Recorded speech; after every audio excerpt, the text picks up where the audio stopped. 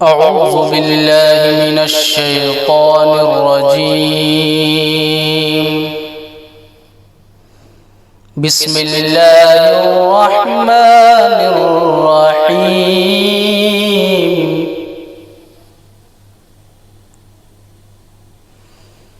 أرأيت الذي يكذب بالدين فذلك الذي يدع اليتيم ولا يحض على طعام المسكين فويل للمصلين الذين هم عن صلاتهم ساهون الذين هم يراءون ويمنعون الماعون.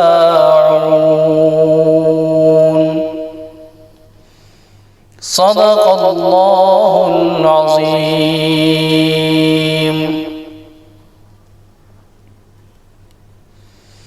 بسم الله الرحمن الرحيم.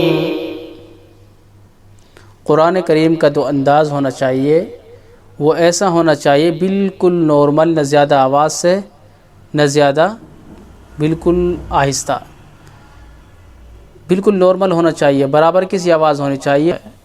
قواعد کا خاص طور سے دھیان رکھا جائے. چلو ایک سورت اور پڑھ لیتے ہیں، آپ اس کو دیکھ کر انشاءاللہ مجھے امید ہے آپ اس کو دیکھ کر قرآن کی ادائیگی درست کر لیں گے. بسم اللہ الرحمن الرحیم.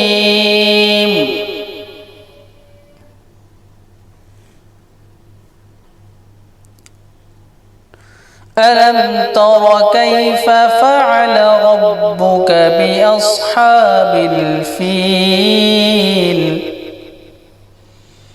ألم يجعل كيدهم في تضليل وأرسل عليهم طيرا أبابيل ترميهم بحجارة من سجيل فجعلهم كعصف مأكول.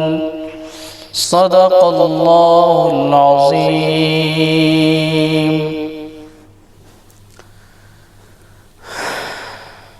جزاک اللہ.